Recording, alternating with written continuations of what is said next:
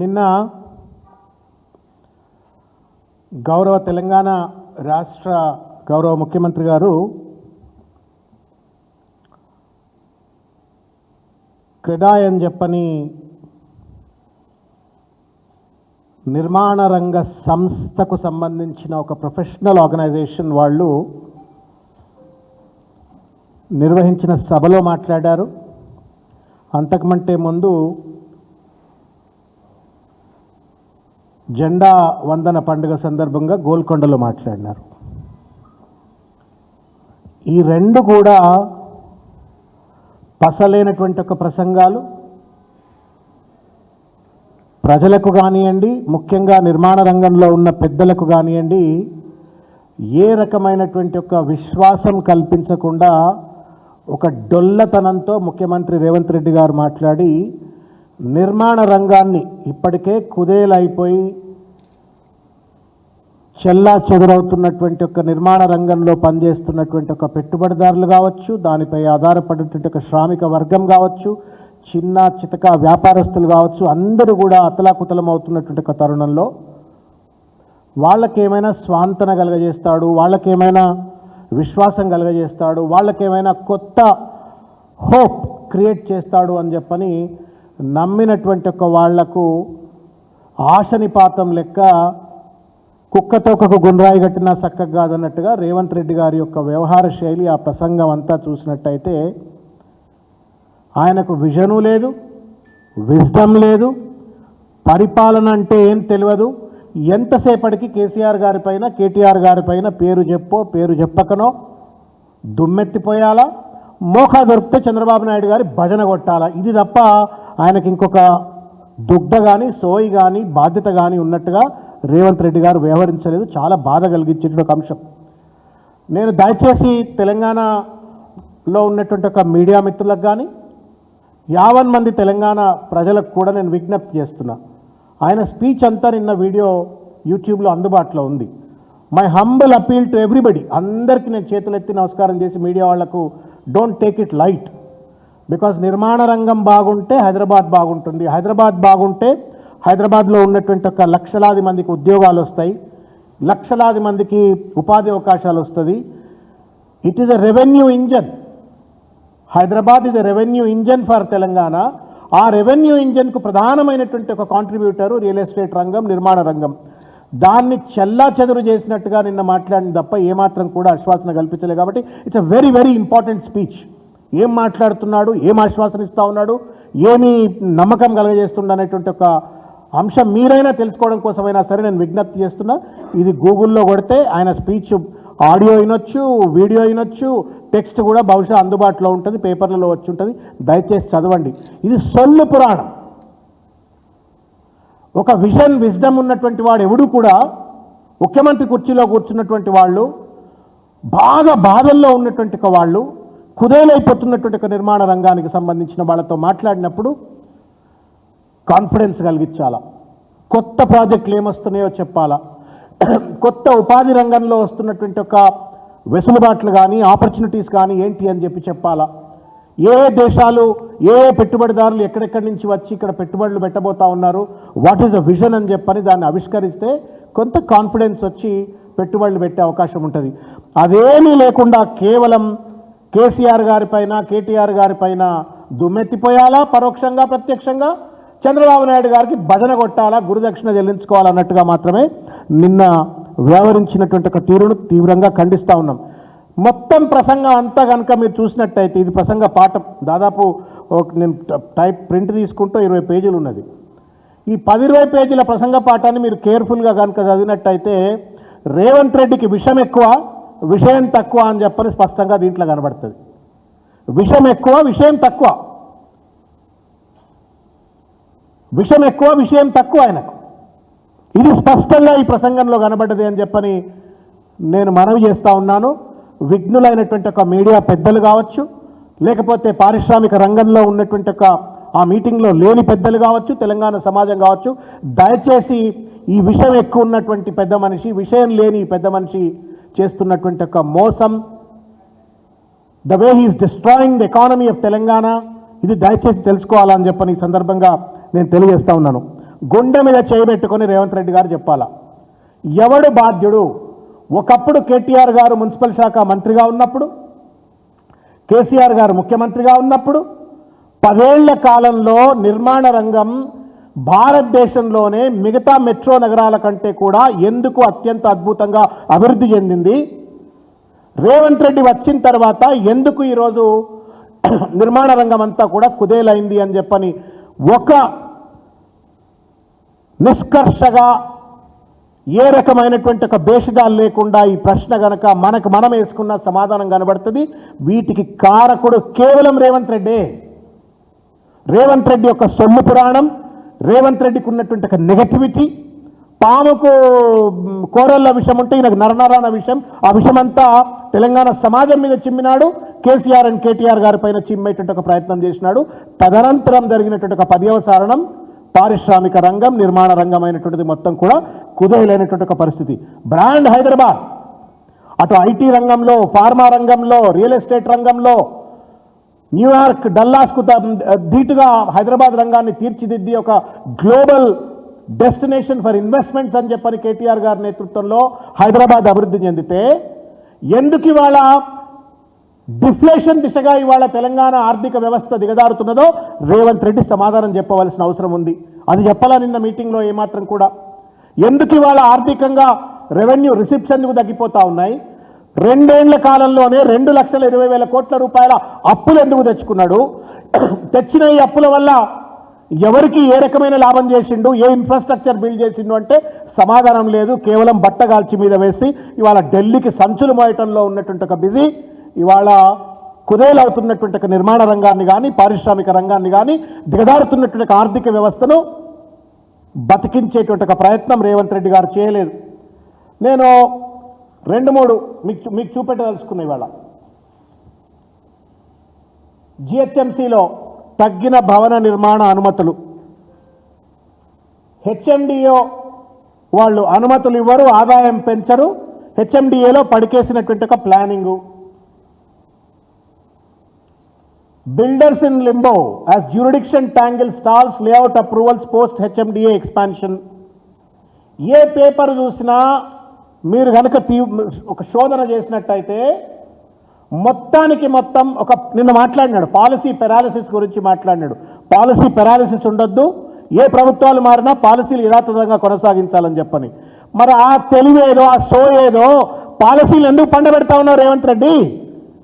You are paralyzing GHMC, you are paralyzed HMDA, you are using RERA as a weapon. రేరాను వెపన్గా వాడుకొని ఇవాళ బిల్డర్ల పైన, లేకపోతే చిన్న చిన్న నిర్మాణ రంగంలో ఉన్నటువంటి వాళ్ళపైన రేరాను వెపన్గా వాడుకొని నీ దోపిడీ సామ్రాజ్యం కోసం ఇవాళ జిహెచ్ఎంసీని పడకవేస్తూ ఉన్నావు, హెచ్ఎండిఏను తుంగలో దొక్కుతా ఉన్నావు, రేరాను వెపనైజ్ చేస్తూ ఇవాళ మొత్తం నిర్మాణ రంగాన్ని సర్వనాశనం చేసింది నిజం కాదా అని చెప్పని ఈ సందర్భంగా నేను ప్రశ్నిస్తూ ఉన్నాను. మిత్రులారా, 2-3 విషయాలు నేను మీ దృష్టికి తీసుకొచ్చే ప్రయత్నం చేస్తా. గేట్వే ఆఫ్ హైదరాబాద్ కడతారట, ఫ్యూచర్ సిటీ కడతారట. నేను అడుగుతా ఉన్నా, సైబరాబాద్ ఎన్ని రోజులైందన్న నిర్మాణం కావడానికి? జనార్దన్ రెడ్డి గారు ఆయన అన్నట్టుగానే జనార్దన్ రెడ్డి గారు శంకుస్థాపన, తర్వాత ఆ రౌండ్ బిల్డింగు, దాని తర్వాత రాజశేఖర రెడ్డి గారు, తర్వాత కేటీఆర్ గారు 3 లక్షల ఉద్యోగాలను కాస్త ఆయన 10 లక్షల ఉద్యోగాలకు తీసుకెళ్లటము, లక్షల కోట్ల రూపాయల పెట్టుబడులు పెంచటము, ఇవన్నీ జరిగినటువంటి ఒక తరుణంలో దాదాపు 25-30 సంవత్సరాలు పట్టింది Cyberabad to be called as Cyberabad today. So called hitech city మాదాపూర్ను సైబరాబాద్గా తీర్చిదిద్దబడటానికి దాదాపు 20-30 ఏళ్ళు పట్టింది. సొల్లు మాట్లాడుతూ ఉన్నాడు ముఖ్యమంత్రి గారు, నేను ఫ్యూచర్ సిటీ కడతా, ఏఏ సిటీ కడతా అని. ఎన్నేళ్ళు కావాలా? అన్నేళ్ళు తెలంగాణ ఎండిపోవాలన్నా, హైదరాబాద్ సర్వనాశనం కావాలన్నా, రియల్ ఎస్టేట్ సెక్టర్ నాశనం కావాలన్నా, నువ్వు ఎవరైనా నిర్మాణ రంగంలో ఉన్నటువంటి ఒక పెద్దలు కావచ్చు, పాలసీ మేకర్స్తో ఎప్పుడన్నా ఒక పద్ధతి ప్రకారంగా కూర్చొని చర్చ చేసినావు Revanth Reddy? You never did. నువ్వు చేసినట్టయితే జిహెచ్ఎంసీలో పర్మిషన్లు ఎందుకు ఆగిపోయినాయి? హెచ్ఎండిఏలో పర్మిషన్లు ఎందుకు ఆగిపోయినాయి? ఎందుకు ఇవాళ ప్రధానమంత్రి లాంటి వాళ్ళు వచ్చి వాళ్ళ ఆర్ఆర్ ట్యాక్స్ అని చెప్పని ప్రతి స్క్వేర్ ఫీట్ మీద ప్రతి బిల్డర్ దగ్గర వాళ్ళ ముక్కు వెండి, వాళ్ళ మెడలు వంచి హైడ్రాను అడ్డంగా పెట్టుకొని వాళ్ళు ఇష్టం వచ్చినట్టుగా కూల్చివేతలకు నోటీసులు ఇస్తూ ఇవాళ ఆర్ఆర్ ట్యాక్స్ వసూలు చేస్తున్న వారిని దేశ ప్రధానమంత్రే ఇవాళ కోడే కూసేటువంటి రీతిలో ఉండడానికి కారకులు ఎవరు? రేవంత్ రెడ్డి, సమాధానం చెప్తావా? You are responsible for the destroyal of real estate sector in Telangana. మన దగ్గర అంటారు తెలంగాణలో అన్న బర్కత్ ఉంటుండే అంటారు. కేసీఆర్ గారు ఉన్నప్పుడు బర్కత్ ఉంటుండే. నిర్మాణ రంగమే కాదు అన్ని రంగాల్లో ఉన్నటువంటి వాళ్లకు సామాన్య ప్రజలకు కూడా బర్కత్ ఉంటుండే, డబ్బులు పుడుతుండే. ఈ దొర అడుగుపెట్టిండు ఆ ముఖ్యమంత్రి కుర్చీ మీద కూర్చున్న కానించి ఎవరి చేతిలో డబ్బులు లేవు, నిర్మాణ రంగం సర్వనాశనం అయిపోయింది. మొత్తం ఎలైట్ సెక్టర్స్ అన్ని సర్వనాశనం కావడంతో ఇవాళ పిల్లల స్కూల్ ఫీజులకు డబ్బులు లేవు, ఆసుపత్రులకు పోవాలంటే డబ్బులు లేవు. చిన్న సన్న వ్యాపారస్తులన్నీ వాళ్ళ వ్యాపారాలన్నీ బంద్ చేసుకున్నట్టు ఎంఎస్ఎంఈ సెక్టర్ కొలాప్స్ అయిపోయింది. మళ్ళా ఏమన్నంటే పొద్దున్న లేస్తే కేసీఆర్ కేటీఆర్ కేసీఆర్ కేటీఆర్ బజరా. నిన్నగా ప్రసంగంలో కూడా కేసీఆర్ గారు నువ్వు చంద్రబాబు నాయుడు పొగిడితే పొగిడినావు, మరి తర్వాత వచ్చినట్టుగా కేటీఆర్ గారు కేసీఆర్ గారు కూడా they contributed their best to strengthen Hyderabad. Real estate రంగం కావచ్చు, ఫార్మా సెక్టర్ కావచ్చు, ఐటీ సెక్టర్ కావచ్చు, బిల్డ్ చేయడం కోసం అద్భుతంగా మాట్లాడి ప్రయత్నం చేసిండ్రు. ఒక మాట వాళ్ళను పొగడకపోయినా సరే మళ్ళీ వాళ్ళ మీద దుమ్మెత్తి పోసేట ఒక ప్రయత్నం చేస్తూ ఉన్నాడు. దీనివల్ల తెలంగాణకు, హైదరాబాద్కు, నిర్మాణ రంగానికి ఏం లాభం జరుగుతుందో ఒక్కసారి రేవంత్ రెడ్డి గారు సమాధానం చెప్పాలని చెప్పని గుండె మీద చేయి వేసుకొని పండుకున్నప్పుడు నేను కూడా విజ్ఞప్తి చేస్తున్నా, ఈ స్క్రిప్ట్ తీసుకోరు, ప్రింట్ తీసుకోండి రేవంత్ రెడ్డి గారు. మీరు మాట్లాడిన ప్రసంగాన్ని మీరే పడుకొని మంచిగా అన్నం తిని మంచిగా పడుకున్న తర్వాత బెడ్ మీద పడుకొని మీ ప్రసంగాన్ని మీరు వినండి. మీకు నిజంగానే వినసొంపుగా అనిపిస్తుందా? మీరు మాట్లాడినటువంటి ఒక ప్రసంగం వల్ల అక్కడ ఉన్నటువంటి ఒక నిర్మాణ రంగంలో ఉన్న పెట్టుబడిదారులకు ఏమైనా స్వాంతన కలిగిందా? దీనివల్ల తెలంగాణకు ఏమైనా ఉపయోగం వచ్చిందా, విశ్వాసం వచ్చిందా అని చెప్పని ఒకసారి గుండె మీద చేయబెట్టుకుని ఆత్మవిమర్శ చేసుకో రేవంత్ రెడ్డి గారు. You are our chief minister, you are not a chief minister, you are a chief minister. నీకు బాధ్యత ఉన్నది, ఈ రంగాన్ని పునరుద్ధరించవలసిన బాధ్యత ఉంది. Because it squarely impacts the growth of Telangana. ఇకపోతే నేను అడుగుతా ఉన్నాను, రేవంత్ రెడ్డి గారు ఎందుకు బాధ్యుడు అని చెప్పి అనటానికి నేను మీ దృష్టికి నేను కొన్ని తీసుకొస్తా. నేను 7 మే 25 తారీఖు నాడు, మిత్రులారా, మీడియా మిత్రులారా, దయచేసి what I'm going to talk kindly pay attention. 7 మే 25 తారీఖు నాడు నేను జిహెచ్ఎంసి పబ్లిక్ ఇన్ఫర్మేషన్ ఆఫీసర్కు నేను ఒక ఆర్టీఐ అప్లికేషన్, అదేవిధంగా హెచ్ఎండిఏ కూడా పెట్టిన. ఏమని పెట్టినా అంటే మొత్తం complete list of application submitted for grant of permission for construction of commercial, domestic and mixed use. ఎన్ని మీరు పర్మిషన్లు ఇచ్చిండ్రు, ఎన్ని పెండింగ్లో ఉన్నాయి, ఎందుకు మీరు పెండింగ్లో ఉంటే ఏ కారణం చేత పెండింగ్లో పెట్టిండ్రు, నాకు మీరు లిస్ట్ ఇవ్వండి అని చెప్పని అడిగిన. ఇదేం బ్రహ్మ రాకెట్ సైన్స్ కాదు కదా నాకు. ఇదైతే municipal department, GHMC suppose to have this, HMDA suppose to maintain this data. నాకేం రిప్లై ఇచ్చిండ్రు మీకు చదివి వినిపిస్తా. ఈ కథ అంతా చదవండి, మీరు చూడండి. ఏమంటాడంటే మొత్తం అంతా చదివి, whereas he is seeking pending and sanctioned applications related to building approvals and other mandatory permissions to be granted by GHMC received from December 1, 2023 to date అని చెప్పి నేను ఏం అడిగినో చెప్పి నెక్స్ట్ పేరాలో రాసిండు. The PIO not expected to create and generate information అని చెప్పి రాస్తాడు. మీరు కేర్ఫుల్గా అయినండి. నేను ఎన్ని అప్లికేషన్స్ వచ్చినాయి, ఏ డేట్ నాడు వచ్చింది, మీరు శాంక్షన్ ఎన్ని చేసినారు, మీరు అధికారంలో ఈ కొత్త ప్రభుత్వం వచ్చినప్పటి నుండి పెండింగ్లో ఉంటే ఎందుకు పెండింగ్లో ఉన్నది, what is the reason for the pending, నాకు అవన్నీ చెప్పండి అని చెప్పని ఆర్టీఐ చట్టం ప్రకారంగా పారదర్శకత గురించి సొల్లు మాట్లాడండి రేవంత్ రెడ్డి గారు. నిన్న పారదర్శకత అని చెప్పి మాట్లాడండి. ఇది పారదర్శకత ప్రతీకే కదా, రాహుల్ గాంధీ చట్టం ఇది, ఆర్టీఐ చట్టం. ఏమంటాడు, ఎంత అహంకారంతో the PIO not expected to create and generate information. నేను ఎమ్మెల్సీని, ఒక బీఆర్ఎస్ పార్టీలో ఒక ముఖ్యమైనటువంటి ఒక కార్యకర్తను, నేను పెట్టినటువంటి ఒక పిటిషన్కు నాకు వచ్చిన సమాధానం ఇది. నేను ఫోన్ చేసి చెడామడా తిట్టినా.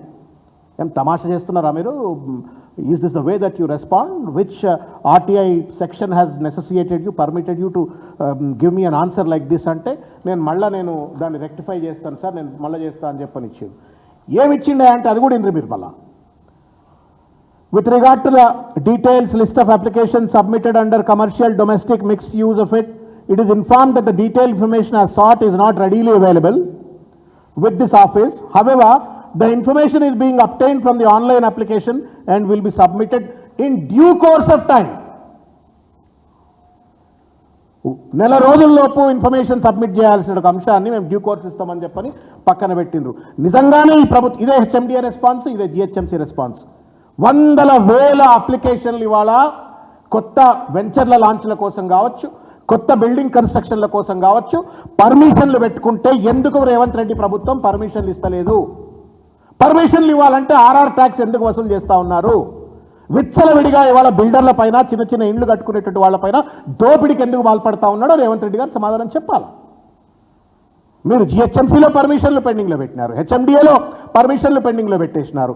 మరో పక్కన రేరా, హైడ్రా, ఈ రెండు రేవంత్ రెడ్డికి కుడి ఎడమ చేయి. ఈ చేతిలో కత్తి, ఆ చేతిలో కత్తి పట్టుకొని వాళ్ళ బడాబాబుల పైన పోవాలా, లేకపోతే చిన్నోళ్ళ పైన పోవాలా, కూల్చాలా, ఇంకేం చేస్తూ ఉన్నారో ఇక మీ ఇమాజినేషన్ నేను వదిలిపెడతా. ఎక్కడ దోపిడండి ఇది? దేశ ప్రధాని వచ్చి అన్నాడు ఆర్ఆర్ ట్యాక్స్ వసూలు చేస్తుంది. సిగ్గు ఎగ్గు లేదు ఢిల్లీలో ఉన్నటువంటి ఒక కాంగ్రెస్ పార్టీ పెద్దలకు. I'm so sorry to say this. దేశ ప్రధాని వచ్చి ఆర్ఆర్ ట్యాక్స్ వసూలు చేస్తున్న తర్వాత కూడా రేవంత్ రెడ్డి పైన ఇంతవరకు చర్యలు లేవు. దాన్ని సరిదిద్దేటువంటి ఒక ప్రయత్నం నా బీజేపీ వాళ్ళు కూడా సపోర్ట్ చేస్తలేరు. బండి సంజయ్ గారు ఉట్టిగానే మిడతలేక ఎగిరి పడతాడు. కేసీఆర్, కేటీఆర్ అంటే మిడతలేక ఎగిరి పడతారు. దేశ ప్రధాని వచ్చి ఆర్ఆర్ ట్యాక్స్ అన్న తర్వాత బండి సంజయ్ నోట్ల ఆర్ఆర్ ట్యాక్స్ గురించి మాట్లాడినాడండి. Why is that is not asking for an enquiry? ఏం లేకపోతే విజిలెన్స్ కమిషన్ ఎంక్వైరీని అడగొచ్చు. అంత కొల్యూడ్ అయిపోయి ఒక దోపిడికి పాల్పడి రాష్ట్రాన్ని సర్వనాశనం చేస్తూ ఉన్నారు మీరు. నిర్మాణ రంగం ఉట్టి కన్స్ట్రక్షన్ ఇండస్ట్రీ కాదు అది. దాని చుట్టూ వందల ఎలాయిడ్ సెక్టర్స్ అన్నీ పనిచేస్తాయి. ప్రజల జీవితాలతో ముడిపడ్డటువంటిది, పొట్టతో ముడిపడ్డటువంటిది. దాన్ని వాళ్ళ రేవంత్ రెడ్డి గారు సర్వనాశనం చేస్తూ ఉన్నారు. నేను చెప్తా ఉన్నా 2-3 విషయాలు. ఒకటి, జిహెచ్ఎంసీ, హెచ్ఎండిఏలో పర్మిషన్స్ను సరళతరం కాకుండా అడ్డంకులు సృష్టించడం. రెండవది, విచ్చలవిడి అవినీతి. పర్మిషన్కు పోతే ఇక ఆర్ఆర్ ట్యాక్స్ నేను మీకు చెప్పిన. హైడ్రా మూడవది. ఏ బిల్డింగ్ పర్మిషన్ తీసుకుంటే ఎవడొచ్చి నోటీసులు ఇచ్చి ఎవడు కూలగొడతాడో తెలియకుండా హైడ్రా పేరు మీద కూల్చివేతలు. దానికి తోడుగా హైదరాబాద్ బ్రాండ్ ఇమేజ్ సర్వనాశనం చేస్తూ ఉన్నారు రేవంత్ రెడ్డి గారు. మనం ఎప్పుడన్నా చూసినామా కేసీఆర్ గారి కాలంలో తుపాకులు పెట్టుకొని షాపులలోకి వచ్చి కాల్చినటువంటి ఒక పరిస్థితి మన చందానగర్లో చూసినాం. రోడ్ల మీదకి వచ్చి తుపాకులు పెట్టి కాలుస్తున్నారు. విచ్చలవిడి రౌడీజం నడుస్తూ ఉంది, గుండాయిజం నడుస్తూ ఉన్నది, మహిళలపైన అత్యాచారాలు పెరుగుతూ ఉన్నది, క్రైమ్ రేట్ పెరిగిపోతూ ఉంది. ఇన్వెస్ట్మెంట్స్ రావాలంటే నాకు బాగా గుర్తు, కేసీఆర్ గారు ముఖ్యమంత్రిగా ఉన్నప్పుడు మొత్తం రాష్ట్రంలో ఉన్నటువంటి ఒక పోలీసులు అందరిని, డీజీపీలు, కమిషనర్ను అందరిని కలిసి హిటెక్స్లో పెట్టి, police is not only for the protection of the law and order but police is also to promote the investments. పెట్టుబడుల పెంపొందించేందుకోసం అవసరమైనటువంటి ఒక అద్భుతమైన శాంతియుత వాతావరణాన్ని పోలీసులు కల్పిస్తూ ఈ ప్రగతిలో పోలీసులు భాగస్వాములు అవుతున్నారు అనేటువంటి ఒక రీతిలో పోలీసులను వాడుకుంటే కేసీఆర్ గారు, ఇవాళ ఉన్నటువంటి ఒక రేవంత్ రెడ్డి గారి ప్రభుత్వం కాన్వాయ్లకు, ఎస్కాట్లకు, లేకపోతే అడ్డమైన కేసులు పెట్టి వాళ్ళ బీఆర్ఎస్ పార్టీ ప్రశ్నించే గొంతుకలను తుంగలో దొక్కేందుకు వాళ్ళ పోలీసులను వాడుకుంటూ ఉన్నారు. బ్రాండ్ ఇమేజ్ని పెంచడానికి పోలీసులను పాజిటివ్గా వాడుకుంటే, బ్రాండ్ హైదరాబాద్ను సర్వనాశనం చేయడం కోసం ఇవాళ పోలీసులను సైతం వాడుకొని ఇవాళ హైదరాబాద్ బ్రాండ్ను సర్వనాశనం చేస్తూ ఉన్నాడు. క్రైమ్ రేట్ పెరిగిపోతూ ఉంటే నిమ్మకు నీరెత్తినట్టు ఇవాళ రేవంత్ రెడ్డి గారు చూస్తున్నటువంటి ఒక పరిస్థితి. ఇట్లా పోతే అనేక అంశాలు ఉన్నాయి. నేను స్పెసిఫిక్గా స్క్రిప్ట్ గురించి నేను మీకు కొన్ని విషయాలు చెప్తా, కొన్ని విషయాలు నేను మీ దృష్టికి తీసుకొచ్చే ప్రయత్నం చేస్తా. ఒక బాధ్యత లేని వ్యక్తి ముఖ్యమంత్రి కుర్చీలో కూర్చుంటే ఏది పడితే అది మాట్లాడొచ్చని నిన్ననే అన్నాడు. పారదర్శకత ఉండాలా, పారదర్శకతతో ఉన్న నిర్ణయాలు ప్రజలకు అందుబాటులో ఉండాలా అని చెప్పనంటాడు. మీకు అర్థమైంది కదా జిహెచ్ఎంసీ పారదర్శకత. నేను ముఖ్యమంత్రి గారిని అడుగుతున్నా, నిన్న నువ్వు పారదర్శకత ఉండాలని సొల్లు మాట్లాడారు మీరు, సంతోషం. మరి జిహెచ్ఎంసీలో పారదర్శకత ఎందుకు పోతా ఉంది? అలా హెచ్ఎండిఏలో ఎందుకు పారదర్శకత పోతా ఉంది? ఎందుకు హైడ్రా, తర్వాత రేరా ఇటువంటి వాళ్ళని మీరు వెపనైజ్ చేసి వాళ్ళు ఇష్టం వచ్చినట్టు దోపిడీకి పాల్పడతా ఉన్నారు? ఇది ట్రాన్స్పరెంట్ గవర్నమెంట్ అన్నట్ట? ఇది ట్రెచరీ, ఇది మోసం, దగా. You are playing with the lives of the lakhs and lakhs of people. ఒక రంగం నాశనం అయిపోతే ఊరేసుకుంటున్నారండి చాలామంది. వాళ్ళ రియల్ ఎస్టేట్ మీద ఆధారపడ్డటువంటి ఒక పేదవాళ్ళు, మధ్యతరగతి వాళ్ళు, చిన్న చిన్న ఇండ్లు కట్టుకున్నట్టు ఊరేసుకొని చచ్చిపోయే ప్రమాదం ఉంది వాళ్ళ. There's nobody to talk. నేను ఇవాళ ఒక పెద్ద మనిషితో మాట్లాడి 2-3తోటి ఆ ప్రసంగం అంతా విన్నారు కదా అంటే బాధ కలిగించిందండి. మేము దేనికో పిలిస్తే ఆయన దేనికో మాట్లాడిండి వెళ్ళిపోయిండు, మాకు ఇంత కూడా అష్యూరెన్స్ కలగలేదు అని చెప్పని వాళ్ళు బాధపడుతూ ఉన్నారు. నేను చెప్పిన కదా మీకు, చంద్రబాబు నాయుడు పొగిడిన ముచ్చట కనబడుతుంది ఇంట్లో. ఏమంటాడు? ద రిచ్ కల్చర్ నుండి Telangana culture not going to settle. ఏదో సొల్లు అండి. నిన్న మీరు ఆ స్పీచ్ అంతా వినాలా దయచేసి. మీరు మరొకసారి వింటే మీకు కేర్ఫుల్గా అర్థమవుతుంది. నాది మధ్యతరగతి మనస్తత్వం. ఎవడికి కావాలి నీ మధ్యతరగతి మనస్తత్వమా, నువ్వు పెద్ద మనస్తత్వమా, నువ్వు వేసుకునే బూట్లను చూస్తే తెలుస్తుంది. నువ్వు వేసుకునే బెల్టు, నువ్వు వేసుకునే టీషర్ట్లు, నీ బూట్ల కాస్ట్ ఎంత చెప్పువాయా నువ్వు మధ్యతరగతి కల్చర్ అని చెప్పని ఆడ సొల్లు చెప్పగానే మీరు ప్లేట్ బ్రేకింగ్లు పెట్టి రేవంత్ రెడ్డిది మధ్యతరగతి మనస్తత్వం అనగానే ప్లేట్ బ్రేకింగ్లు పెట్టేసి ఏం బట్టలు వేసుకుంటున్నావు నువ్వు, ఏం బెల్ట్లు పెడుతున్నావు, చార్టర్ ఫ్లైట్లు ఎక్కి నువ్వు చేసేటువంటి జల్సాలేంది, విందులేంది, వినోదాలేంది ఈ జనానికి తెలియవా?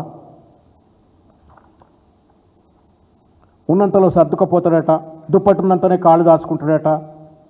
ఇది పెట్టుబడులను అట్రాక్ట్ చేసే మన మాట, ఇది ముచ్చట. ఇది ఎన్ని ఉద్యోగాలు కల్పన చేస్తున్నా, ఏ రంగాన్ని నేను ఇక్కడ ప్రమోట్ చేస్తున్నా, what kind of industries sectors that I'm going to promote here, ఇది కదా మాట్లాడాల్సింది. ఇది సొల్లు, ఈ సొల్లు ఈయన మాట్లాడింది క్రెడాయిలో. దానికి తోడు ఏమంటాడు, స్పెషల్ ప్రివిలేజ్ ఉన్న వాళ్లకు, వైల్డ్ కార్డ్ ఎంట్రీ ఉన్న వాళ్లకు ఒకవేళ సడన్గా అట్లాంటి వెసులుబాటు లేకపోతే న్యాచురల్గా వాళ్ళ కోపం ఉంటుందట. నువ్వు ఇచ్చిన వైల్డ్ కార్డ్ ఏంది, ఎంట్రీ ఏంది, నువ్వు పట్టుకొచ్చిన కంపెనీలు ఏంటివి, నువ్వు క్రియేట్ చేసిన ఉద్యోగాలు ఏంది, నువ్వు కేసీఆర్ సృష్టించినటువంటి ఒక 60,000 ఉద్యోగాలు నీ ఖాతాలు వేసుకొని నేను ఇచ్చిన అని చెప్పని, ఏ దొడ్ల కట్టినా నా దొడ్లే ఇంతే పర్లేదని చెప్పని నీ ఖాతాలు వేసుకొని నువ్వు సృష్టించిన ఉద్యోగాలన్నీ నువ్వు మాట్లాడుతున్న మాట ఏందిడా. ఇకపోతే ఇంగ్లీష్ గురించి ఏదో మాట్లాడుతున్నాడు. గ్లోబల్ ఇన్వెస్ట్మెంట్స్ అట్రాక్ట్ చేయాల్సినాడు, కొద్ది గొప్ప ఇంగ్లీష్ మాట్లాడాలి కదా. You need not be proficient, but you should be grammatically correct. Sentence structure అని అదన్నీ ఉండాలి కదా. నాకు ఇంగ్లీష్ లేదు, ఇంగ్లీష్ అవసరం లేదు, కామన్ సెన్స్ ఉండాలని చెప్పని కేటీఆర్ గారిని ఏదో దెప్పు పొడిచే ప్రయత్నం చేసినావు. ఆయన నేర్చుకుండు, కష్టపడి నేర్చుకుండు. ఆయన కూడా కరీంనగర్లో ఎక్కడో మారుమూలనే పుట్టిన ఆయన నేర్చుకున్నాడు. నీకు చేత కాదు, నీకు వేరే వాటి మీద ఉన్నాయా, చదువు మీద లేదు, నీ కథ వేరు, నీ ముచ్చట వేరు. నీకు ఇంగ్లీష్ వస్తే ఎంత, రాకుంటే ఎంత, నాకు పెట్టుబడులు వస్తున్నాయా లేదా, నాకు కామన్ సెన్స్ ఉంది అంటున్నావు. నీకు కామన్ సెన్స్ లేదు రేవంత్ రెడ్డి గారు. You have crude sense, cruel sense. ఒక క్రూడ్ సెన్స్, క్రూయల్ సెన్స్ తోటి ఇవాళ పరిపాలన చేస్తూ ఇవాళ మొత్తం రాష్ట్రాన్ని సర్వనాశనం చేసేటువంటి ఒక ప్రయత్నం చేస్తూ ఉండు. ఆడిపోయి కాళేశ్వరం 11% అప్పు అంటాడు, మధ్యతరగతి అంటాడు. ఏమన్నా ఈ ప్రసంగంలో ఒక పదమైనా వాళ్లకు కాన్ఫిడెన్స్ కలిగజేసేది ఉందా? ఒక్కసారి దయచేసి ఆలోచించాలని చెప్పని నేను రేవంత్ రెడ్డి గారిని కోరుతున్నా. తెలంగాణ సమాజాన్ని కూడా నేను విజ్ఞప్తి చేస్తూ ఉన్నాను. ఇవాళ ఒక నాన్ సెన్సికల్, ఇర్రెలవెంట్, పాయిజనస్ స్పీచ్ను ఆడ మాట్లాడి ఆయన ఏదో పొడి చేసినా అని చెప్పని రేవంత్ రెడ్డి గారు సంతోషపడవచ్చు. కానీ ఒక రంగం నాశనం అవుతుంది. కొన్ని లక్షల మంది దానిపైన ఆధారపడేటువంటి ఒక పేద ప్రజలు, మధ్యతరగతి ప్రజలు, నిర్మాణ రంగంలో ఉన్నటువంటి పెట్టుబడులు పెట్టిన వాళ్ళు, పెట్టాలనుకునే వాళ్ళు అందరూ కూడా ఇవాళ దిగాలు పడి ఇవాళ చూస్తూ ఉన్నారు హౌ టు రివైవ్ అని చెప్పని. దానికి తోడుగా ఒక మాట చెప్తాను, మూలిగే నక్క మీద తాటిపండు. ఇప్పుడు ఏమంటా ఉండు, ఒక పక్కన నువ్వు బిల్డింగ్ అనుమతులు ఇస్తలేవు, కొత్త లేఅవుట్లకు పర్మిషన్లు ఇస్తలేవు, పేదోడు మధ్యోడు మొత్తం ఎవడు ఇల్లు కొనుక్కోవాలంటే కూడా ఆగమయ్యే పరిస్థితి, మొత్తం నిర్మాణ రంగం అంతా నాశనం అయింది. ఇప్పుడు రేవంత్ రెడ్డి గారు 2000 టార్గెట్ పెట్టి స్టాంప్స్ అండ్ రిజిస్ట్రేషన్స్ సొమ్ము చేసుకోవడం కోసం ఇవాళ మార్కెట్ వాల్యూను సవరిస్తా అని చెప్పని అంటుండు. నువ్వు మార్కెట్ వాల్యూ సవరించి 7.5% చొప్పున నువ్వు కనుక స్టాంప్స్ అండ్ రిజిస్ట్రేషన్ డ్యూటీ కనుక పెట్టినట్టయితే ఈ మాత్రం కూడా ఎవడన్నా బతికేటోడు ఉంటే ఇక వాడు అంగీ లాగి ఇప్పి జాంగ మీద రాల్సిందే, లేదా ఊరేసుకొని చచ్చిపోవాల్సిందే. ఇంకెవ్వడు మనలాంటి వాళ్ళు, పేదోళ్ళం, మధ్యతరగతి వాళ్ళం ఇంకా ఇల్లు కొనుక్కునే ముచ్చితే లేదు. ఇది రేవంత్ రెడ్డి గారు ఒక ఫ్యూడల్ మనస్తత్వంతో, భూస్వామ్య ఫ్యూడల్ మనస్తత్వంతో, ధనిక మనస్తత్వంతో ఇవాళ వ్యవహరిస్తున్నటువంటి ఒక తీరిది. బిల్డర్స్ ఆర్ ఆస్కింగ్, నువ్వు దాన్ని 5.5% చేయని కొంతమంది అడుగుతున్నారు. 3% తగ్గించు, ఒకవేళ మార్కెట్ను ప్రైసెస్ను రివైవ్ చేసే పరిస్థితి ఏర్పడ్డట్టయితే నువ్వు stamps and registration from 7.5 to 5 చేయి అని చెప్పని అడుగుతున్నారు. అది పట్టించుకున్న దాఖలాలు లేవు. మూలిగే నక్క మీద తాటిపండు లెక్క ఇవాళ ఈ రంగం మీద రేవంత్ రెడ్డి చేస్తున్న దాడి, మార్కెట్ విలువ సవరణ, తద్వారా ఇవాళ ప్రజలకు జేబులకు చిల్లులు పెట్టి వాళ్ళ దోపిడికి పాల్పడాలని ఒక ప్రయత్నం చేస్తూ ఉన్నాడు. ఇట్లా పెద్ద ఎత్తున ఇవాళ దీనిపైన ఇంకా కూడా, అంటే ఇది only curtain raiser press conference ఇది. దీనిపైన భవిష్యత్తులో కేటీఆర్ గారుతో తర్వాత కేసీఆర్ గారితో మళ్ళీ కూడా డీప్గా చర్చ చేస్తాం. Because this sector is a deep distress. దీనిపైన చాలామంది ఇల్లు కొనుక్కోవాలనుకునే వాళ్ళు కాదు, నిర్మాణము, సిమెంట్ అమ్మేటోడు, ఇటుక అమ్మేటోడు, లేకపోతే స్టీల్ అమ్మేటోడు, లేబర్ పనిచేసేటోళ్ళు, అందరి జీవితాలు ముడిపడినటువంటి ఒక రంగం ఇది. దీన్ని నాశనం చేస్తున్నాడు రేవంత్ రెడ్డి గారు. దీన్ని కాపాడుకోవడం కోసం మళ్ళా నిర్మాణాత్మకమైనటువంటి ఒక పద్ధతిలో వాళ్ళకు అండగా ఉండేందుకోసం అని చెప్పని పార్టీ పరంగా తప్పనిసరిగా భవిష్యత్తులో మళ్ళీ కూడా విస్తృతంగా చర్యలు చేపడతాం. But this is the curtain raiser. I humbly appeal to honourable chief minister Revanth Reddy garu, దయచేసి మీరు పెళ్లికి సావుకు ఒకే మంత్రం పాడతారా అనండి? ఎవరన్నా పెళ్లికి సావుకు ఒకే మంత్రం పాడతారా? ఓ రాజకీయ సమావేశం పెట్టిండు, ఆడపోయి ఇష్టం వచ్చినట్టు ఏది పడితే అది మాట్లాడితే అర్థం ఉంది. అటువంటి పెట్టుబడిదారుల సమావేశంలోకి వచ్చి కూడా రాజకీయాలు మాట్లాడతాడు. నాకు నిన్న నవ్వాలనో ఏడవాలో అర్థం కాదు. ఒక మాట చెప్తాను మీకు. నిన్న గోల్కొండ కోట, జాతి జెండా, 15th ఆగస్టు అందాల పోటీల గురించి మాట్లాడిండు. మిల్లా మేఘీ గురించి ఎందుకు మాట్లాడవా? మనం మిల్లా మేఘీ కామెంట్స్ గురించి ఎందుకు మాట్లాడవు రేవంత్ రెడ్డి గారు? సిగ్గండి. మనందరం, all of us need to be ashamed. మొత్తం వ్యవస్థ సిగ్గుపడాల్సింది. ఒక విదేశీ వనిత అందాల పోటీ అని చెప్పని తెలంగాణకు వస్తే ఆమెను పట్టుకొని వేష్యగా చూసిండ్రు, మొలెస్ట్ చేసే ప్రయత్నం చేసిండ్రు అని చెప్పని ఆమె పోయి కంప్లైంట్ చేస్తే ఒక పోలీస్ మాట్లాడలా. ఒక బీజేపీకి సంబంధించిన వాళ్ళు భారత్ మాతాకి జై అంటారు, వాళ్ళు మాట్లాడలా. ఆయన మాత్రం నేను అందాల పోటీ నిర్వహించిన, ఘనంగా నిర్వహించిన అని చెప్పని జాతి జెండా సాక్షిగా గోల్కొండ ఫోర్ట్ దగ్గర మాట్లాడుతూ ఉండు. ఎన్నాళ్ళు ఈ అబద్ధాల మీద ఈ మోసం ఈ రకంగా వ్యవహరిస్తూ నువ్వు ప్రజలను వంచనకు చేస్తారో రేవంత్ రెడ్డి గారు ఆలోచించుకోవాలా. End of the day you are there for 3 years, but you can't destroy the lifes for decades. భవిష్యత్ అంతా నాశనం చేయొద్దు అని చెప్పి నేను విజ్ఞప్తి చేస్తాను.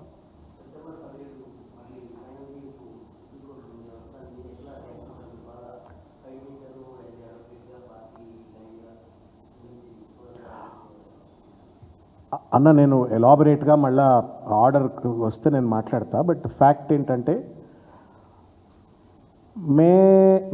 మేము కోదండరామ్ గారికో లేకపోతే అమీర్ అలీ ఖాన్ గారికో వ్యతిరేకంగా కొట్లాడింది కాదు.